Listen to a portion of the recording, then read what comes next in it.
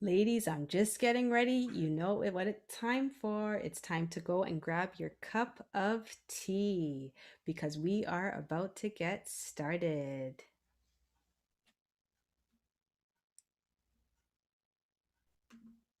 So we are live. This is Summer Spotlights, a series of conversations with women from different fields of work and business. Conversations, ladies, that will inspire, encourage, enlighten, and empower you. Ladies, this is our last conversation. We've had 2 months of summer spotlights, conversations with powerful women, and tonight we have another powerful woman joining us.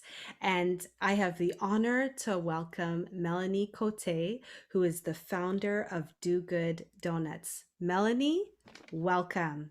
Oh, thank you, Aisha. I'm so glad to be here. Thank you for joining us. Thank you for joining us, ladies. I hope you have your cup of tea with you because we are in for a treat this evening. Melanie, before we dive into the conversation, before we begin, can you tell us just a few things about who Melanie Cote is? Absolutely. So, I'm a career long copywriter and strategist in my day job, and I have a lifelong love of baking. And when my youngest daughter, Alma, was born, we found out she had a rare genetic syndrome, and that really changed how I looked at things, not only in my family life and in my career, but also in the world around me. And it made me want to really make some change in the world.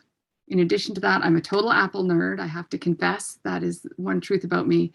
And I have become, over the course of this journey, ridiculously passionate about inclusion and inclusive employment, which is kind of why we're here to have this conversation. And I'm excited to hear. And ladies, you will want to hear the journey and where Melanie came up with this idea and where she's going with it. And so, Melanie, let's not delay any time, but tell us the field that you're in terms of with the Do Good Donuts and what change do you want to bring? So, Do Good Donuts is a nonprofit social enterprise that trains young adults with intellectual and developmental disabilities for food service jobs in a working food service business. So, rather than just having a program that teaches people how to work or a program that teaches people to get a job, we actually give people a paid job and offer on the job training to fill the gap between learning how to work and then trying to succeed at work when you've never had that first job. And that's what we do. We have a Farmers Market Tent is our pilot up in Leslieville in Toronto. And every week we sell delicious donuts and cookies. We have 3 young adults working with us for the summer, and they work both in our kitchens and at the tent, running our cash register, greeting the customers, preparing the product. And yeah, it's going really well. It's really been an amazing little experiment that seems to be working. That's amazing. And so, with the adults, the young adults that you hired, what are some of their feedback, their responses to being a part of this social enterprise? Well, the most exciting thing for me has been that I have pretty high expectations, that I really believe that a lot of times young adults with these disabilities are kind of shortchanged. And when we interviewed our candidates, and it was really tough, we had to select only 3. We're a small project and we didn't have room for everybody, which I hate. Um, a lot of them said the things that they thought that they would be able to do at work and the stuff that they were fairly certain they wouldn't be able to do. And a lot of that was around talking to customers and working our cash register and POS system. So a lot of times people with disabilities, particularly intellectual disabilities and developmental disabilities, have a hard time working with money. And many people who are on the autism spectrum, who are shy, who maybe haven't had a lot of time being included in school, also are quite shy with people. So those were the 2 things that stood out as things they wouldn't be able to do. And when I spoke to them about their co-ops and their various other experience, they said that they would never have even been offered the opportunity to do this. So they said they would try, but they were fairly certain that they were going to want to be in the back or in the bakery and not actually working with customers. And now they've been with us for 9 weeks. And all 3 of them are working our POS system. They're making change. They're greeting customers. And the one that was a little bit nervous about baking is actually making our recipes fairly independently in the kitchen with just kind of a helping hand here and there and very little support. And I was, I had a picture of how much work and how much contribution of work product they would be able to bring to the table and how much training we would be doing. And now it's the other way around. I sit back and let them run the show and just step in every now and again when they need a hand. But for the most part, they are working that tent in exactly the same confident, um, accurate manner that the high school students that we had volunteering while we were waiting to bring our young adults on board were running the show. It's been really mind blowing to me just how much capacity the three people we hired have to succeed at work. It's phenomenal.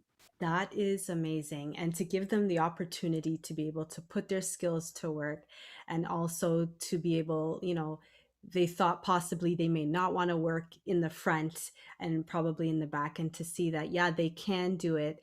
They have the capacity to do it, as you said.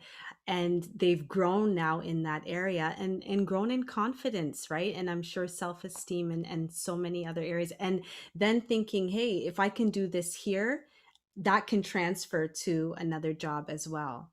Absolutely. I think it's really challenging for anyone who learns in a different way to move from a training area into a working job because there's so many things that are just a little bit different. Oh, now these expectations are different. Now these things are put in a different place. Now there's money, but I before I was just working with like paper, little like artifact manipulables and not the actual money. And giving them the opportunity to work in a real job with the real expectations and real teamwork and real culture and real money and real customers, and not just one person pretending to be the customer. Like, we have a lineup out the market and they're just doing a fantastic job. And when I spoke to two of our people have a career coach that also works with them outside of our business. And when I told them what they were doing, they said, oh no, they can't do that. And I said, no, they're really doing it. They said, oh no, you can't have them doing that job. Like, they can't do that. And I said, no, but I'm telling you that they're already doing it. They're doing that job. And they said, well, I can't imagine that's true. And I'm like, well, you can walk on down here, but I am telling you, they are way more capable than you gave them credit for, than I gave them credit for. And Mhm. certainly they gave themselves credit for, Yes. which I don't know if you've ever been at work and thought, oh my gosh, I have to do this presentation or this meeting or this whatever. I can't possibly do it. And then you do it and you think, oh my gosh, like I slayed that. Yeah, These guys are doing that absolutely. every single day. And it's been Yes. really, really uplifting for me, and Mhm. really letting me and the rest of the team that I work with know that we're on the right track to making, genuine change in how people Yes. think about employing young adults with disabilities. It's been just such a wild ride.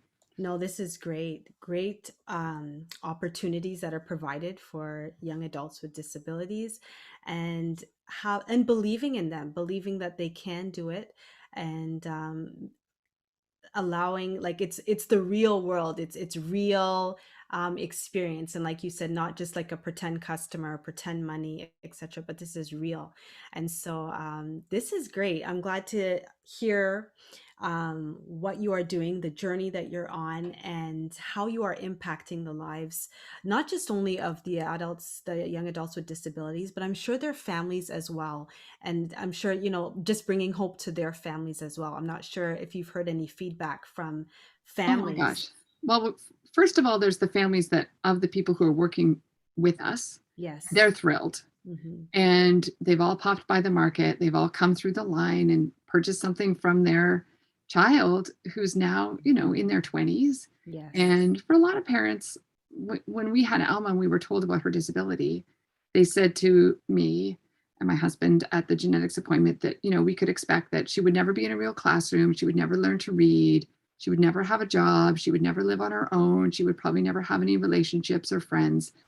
And like, that's a really heartbreaking start. She was Yes. 5 months old, and to picture an entire life with none of those things Hmm. felt like it was sort of taking a single paintbrush and just sort of painting black over what should be such a hopeful and joyous time. And I started to wonder if maybe that wasn't the only option. Like, maybe there Hmm. was room for growth. Maybe she wouldn't read Tolstoy, but maybe she'd be able to read the bus schedule, or maybe she would be able to read her birthday cards. And maybe she wouldn't have a job as an accountant or, a teacher or a nurse, but maybe she could have a job doing something. Yes. And whatever that is would be meaningful to her in its own way.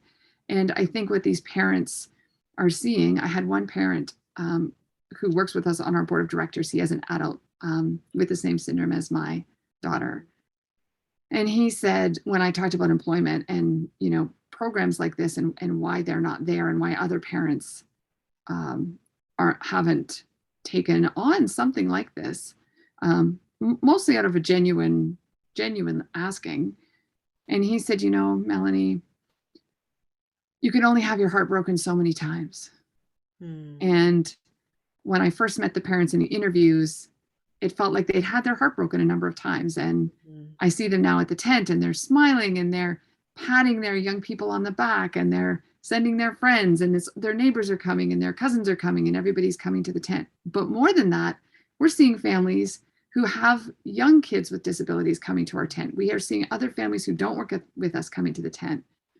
And they're so excited to see us there, to see their kids reflected in our Yes. staff. They're so Yeah. excited to say that there might be a place for their kid. And I've met a number of young people and they're like, when are the next jobs? Like, when are you hiring? And I'm like, I don't know. We're working on the next phase. But the idea that we're bringing hope to Yeah. people, the same hope that I have been looking for all of Yes. this time, makes Hmm. me feel like we're we're we're all going to rise together to make the change that Yes. will allow our kids to have a place. Yeah.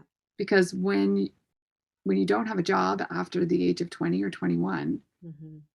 where do you go? What do you do? How do you grow? How do you learn? Hmm. And learning to me is so fun, and growing and trying new things. And I really just want a world for Alma where that happens, Yes. every day, and not just when she has a program one day a week, or Right. when someone stops by to visit her, or a respite worker comes. Like, that's not a life to me. I Yeah. mean, it is a life, but Yeah. it's only a small part of a life. And I Right. think that we can open up the doors to give people in her shoes a bigger and broader and more fulfilling life. Absolutely. Absolutely. And so I appreciate you sharing that and just being open and transparent about, how you felt when the doctor spoke to you, when Alma was 5 months old.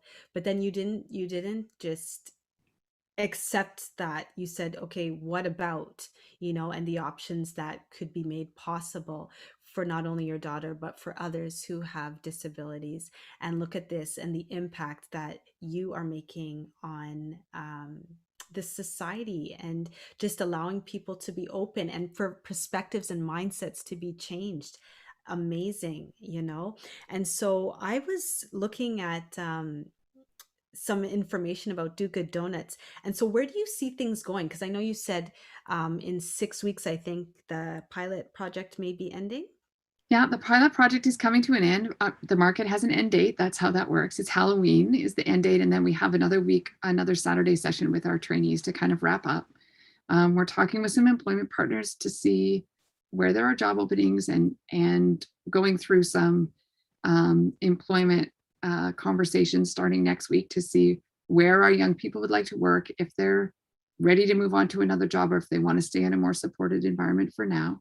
But we're hoping, if they are looking for work, that we can either arm the people that they're working with now with all of the reports from what we've been doing, so that they have a more robust resume and that they can go forward and talk to potential employers with all of these skills and references and referrals from us. But also for the individual that we have that isn't working with currently with a job um, partner program, to open some doors and really help him do the kind of work that he feels that he was made to do. And he's really excited in this field, and he would really like to stay in this field. So Mhm. that's very exciting. But beyond that, I mean, ultimately, the hope is to have a bricks and mortar cafe I'm in the East End of Toronto, and to start to be able to run our program and train 364 days a year and build and grow. So we're creating the kind of program that could run not only in our cafe, but anywhere where our hiring partners are working, so that we could create change right here in our neighborhood, but then share that training and scale that training to happen in cities across the country. That's amazing. Big dreams, Big And dreams. those dreams can come to pass. They can be established, accomplished. And so even though the project is ending in 6 weeks, I know that this will continue onwards and expand, and that you'll get the brick and mortar cafe that you would like to do, and so forth, one step at a time. And I know that with this journey, Melanie, I'm sure that you may have had challenges along the way. Can you talk to us about one or two challenges that you've had? And not only that, but how did you overcome them? Ladies, take a listen. There have definitely been challenges, and I don't think anybody with a dream doesn't face challenges. Mhm. I think that the core thing that has come up time and again is that people have said there's already all of these programs in place, and obviously these young adults maybe just aren't capable of doing this kind of work because these programs have been working all this time, and if they haven't already made this change, how do you think that what you're going to do is different? And so that was one challenge. And another challenge is that people, it's a really big undertaking, building a business, building a training program, hiring part, like it is a multifaceted, complicated entity. I describe it like, when you walk down the stairs in one of those like murder serial killer movies, and then you go into that room and it has all the papers on the wall with all the strings. And if you looked in my brain, it looks like that. Like it is not a small thing in my head. And Mhm. basically they just said, you simply can't do this. It's too big. It's too big for anyone to take on. The Mhm. business is too big. You don't work in a restaurant, you don't work in finance, nobody wants to hire these kids. Like it's just the problem is so much bigger than one person could Mhm. possibly solve. And obviously I'm not just one person. I've got lots of people helping me, but those have, I think, have been the biggest challenges, that they've told me I can't do it and they've told me the young people can't do it. And I just believe they can. And I believe I can. And Mhm. I believe that I can't do it alone, but I Mhm. believe that people get excited about this idea and they start to see it happening and they want to be part of it. And nobody wants these grossly marginalized young people to live in the dark and to stay in the shadows. Yeah. But there's just hasn't been a really great pathway to get them there. And I Mhm. just, I think anyone who has a big dream and anyone who has a big idea, they don't all come true and it doesn't all happen. And this could absolutely fall apart like a house of cards, flat on its face. But Mhm. until it does, I'm just going to keep believing my way through it. And I think anyone who's listening who has a big idea or a big dream or something they genuinely feel can be changed and needs to be changed. One of the things that I say to myself often when I'm feeling a little trepidatious is, if not me, then who? Mm. That it's that I had this idea and it's my job to see it through. And for Alma, but as you said, for all of the other young people, that if Alma succeeds and she's the only one who succeeds, then it's not, I mean, it's like an empty victory to me, Mm. that you can, one person can bulldoze their way into a singular change. But if her peers aren't succeeding around her, and if she never sees other people like her working, and she doesn't really ever think that she could work, then even if I bulldozed a job for her, she wouldn't be successful at it because there wouldn't be the structure in place to make it work. So Mhm. I think that, you know, a tiny change is nice, but changing everything would be better.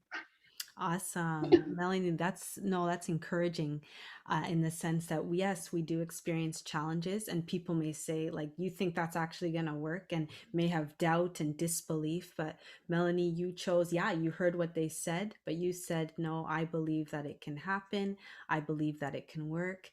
And and that's what keeps you going, the belief that yes, it can work, and I believe that I'm the one to be able to make the change, and not just for your daughter Alma, but for others who have disabilities, intellectual or developmental. And so that is amazing. And it's great that those challenges didn't keep you down, but it got you going, and I'm sure it put some fire and fuel in you to say yes. Is truth? It really does. It really does. And I think I think people don't realize what's at stake. Like when you Mhm. have a child with a disability, and this sounds really dark, but I'm going to give you the dark truth that every Okay. night hundreds of thousands of moms who have kids with disabilities go to bed and think about how they can keep themselves from dying Mm, because they feel like they can't die because their young person with a disability needs them more than more than other people might understand. Who's going to take care of them? They're not going to have any money. They live in poverty on disability. Who's going to look out for them? The rate of sexual abuse for young adults and women in general, particularly with intellectual and developmental disabilities, is astronomically high. mhm, I can't stop myself from dying, the same as any of us can, mhm, but I can do this. So when people say, "Oh, you can't do this," I think, well, I definitely can't stop death. But mhm. this feels so much more doable Yes. than the fountain of youth, which no one has cracked yet. So I think when you think about the alternative to what you believe, which is how else could this happen in some astronomically ridiculously impossible way? And you think, oh well, this just takes work and it takes some passion and it takes changing some people's minds and it takes some favors and it takes inching along. Things become infinitely more possible when you're just inching through them and not thinking, okay, well, today I'm going to be in the market. And then when I close down my tent, I'm going to open the door on my cafe. And then all of it is going to be tickety boo. That's not it. But if you can see that all the steps in between, and there's going to be a lot of them, it's a mountain to climb, then I think things start to feel more possible because you can always take the next step Yes. and the step after that and the step after that. That's encouraging. And ladies, I hope you are encouraged by what Melanie just shared in terms of one step at a time. Melanie, um I wanted to ask you, what do you define as success in this social enterprise, Do Good Donuts? To me, success is that young adults with disabilities are looked at as viable, actionable, amazing potential employees, that people don't need a program like mine to hire them, that they, look to the community or they call up the high schools or they look to the college programs and say, hey, I really need someone to do this job. And I bet you have a really eager young person who would be great. And maybe we could try them out and just hire them in our business because, we really try to have a diverse business and we want to make sure that everybody's represented here. So we'd love to have someone with an intellectual developmental disability on our staff. And we've seen that it work. People do it all the time now, and that would be great. So send us some candidates. That's success to me. Is that I'm hoping that Do Good Donuts goes out of business because people can see so many young people working in so many places in the community. They don't have to come to us to feel good because they can just go to Starbucks and McDonald's and the cafeteria at the hospital, and somebody's joined the custodial staff at the high school, and it just becomes normal Yes. and not something that people say, oh, that couldn't possibly be. Mm-hmm. Mm-hmm. Yeah. No, thank you for sharing your definition of success. And have you yet had any conversations with people in regards to maybe other people having an idea or supporting you in a way that, okay, people are getting it, mindsets are changing, perspectives are changing. In addition to just buying a donut, is there any way that you're like, okay, lights are going on and people are understanding my passion? Yeah, we've started to have some early interest in people wondering how they can help get the bricks Mhm. and mortar going sooner. We've started to have some parents come forward and ask, how is this going to go, and when are you franchising, and can I buy one of those? I'm like, right now I have a tent, but yes, absolutely, I would franchise you a franchise if I had one. And I Mhm. think that when I reach out to companies now and they're like, oh, this is really interesting. And then, I can share with them some of what we've done and our photographs, and we've been featured in the news, and they can get a sense of what we're doing. Then I go, wow, this is amazing. We'd love to be a part of. Keep us posted when it's time for our part. Let us know. And I have amazing volunteers, and My board of directors is fantastic, and we're looking for more board members because we're looking to now start trying to expand our reach to get this bricks and mortar going. But yeah, it's just been, I think it's first of all, people love donuts. So let's go right back to basics. Yes. Everybody loves a donut. Hmm. And when you glaze the donut with the idea of doing something exceptional, and then you sprinkle in our amazing employees who are really leading the show at the tent now, and people come back every week and they know their names and they chat with them and talk to them about how their week has been, that I think people are really starting to see that there's just that maybe we've been wrong all this time to not have these bright lights be Yes. more front and center in our Absolutely. communities. Absolutely. And this is great. I'm glad to hear that. And in that sense, does Elma also help out at the tent as well? Oh What's my her gosh. role? She stands at the front. Welcome to Do Good Donuts. How can we help you? And she does her little dance and she dances with the sign and she pets all the dogs and she talks to all the people. She can only stay a short while because literally it's almost impossible to do business with her show going on the side.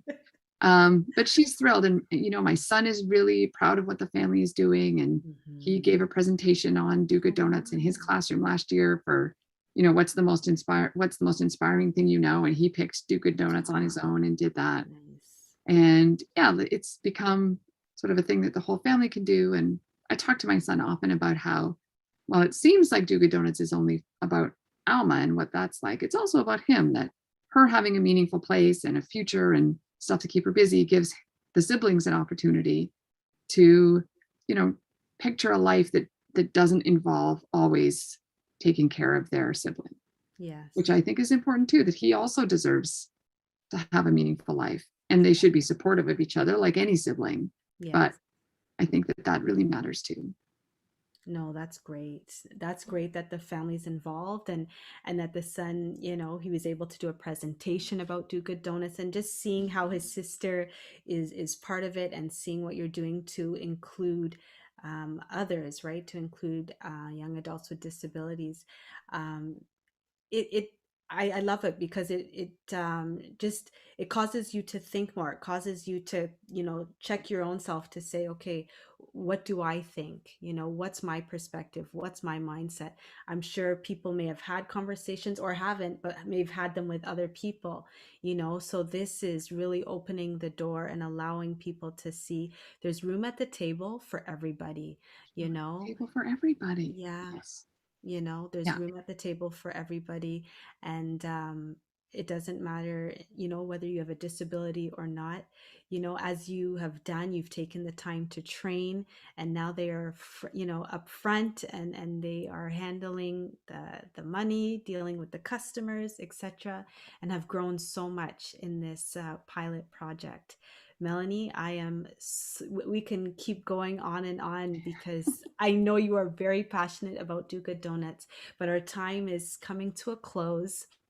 And can you share with the audience if they want to connect with you, how can they connect with you in regards to Do Good Donuts? Well, they can find us online at dogooddonuts.ca. And if you live in the East End of Toronto, you can order online for pickup, and pick it up at the market if you want to come and see us, but don't want to wait in the lineup because it's quite busy. They can also find us on Instagram at do_good_donuts and watch what's happening there. And they can reach out and email me at melanie@dogooddonuts.org if they want to help, if they have a young person that they're interested in supporting, or if they just want to check in on what it's like to start a social enterprise and would just like to chat founder to founder. Reach out anytime. That is awesome. And so, ladies, you've received the information of how to connect with Melanie Cote, the founder of Do Good Donuts. Melanie, I enjoyed listening to the journey of Do Good Donuts, how it all started, where you're at right now, and where you plan to go. I am so glad that you had that idea. It didn't just stay there on your lap, but you decided to do something about it. That the passion that you had has impacted and is impacting not just those with disabilities, but their families, neighbors, neighborhoods, and it's growing and it's making a big difference. Thank you so much for making a difference in our society. Thank you so much for just even when people may have said, no, you can't do it, and doubting, you said, I believe I can. And so thank you, Melanie. Thank you so much for having me on the show, Aisha. And you know what? I believe we all can. And I think it's really important that I'm not special. I just didn't stop. And I think all of us can go one step at a time. And I think that real change happens when we just keep going. Oh, I love that. Yes, absolutely. Real change happens when we just keep going. Awesome. A great way to end the show. And ladies, before we just come to a close, just want to remind you, if you haven't subscribed, please subscribe to Rise with Hope. Click the subscribe button. And today is our last conversation with Summer Spotlights. Stay tuned for the next series, autumn series called There's Beauty in Change, which will start October the 7th. And stay tuned for the promo video tomorrow. I think that wraps it. I want to thank all the guests who have been on the Summer Spotlight show from July the 22nd up until today, September the 22nd. It's been a blast. I've had so much fun talking with powerful women about their work and business. And we are ending with Melanie Cote, the founder of Do Good Donuts. Ladies, thank you for being a part of the Summer Spotlight series, for joining. It was great. And if you want to see more, go to Rise with Hope, okay, on the YouTube channel. Melanie Cote, thank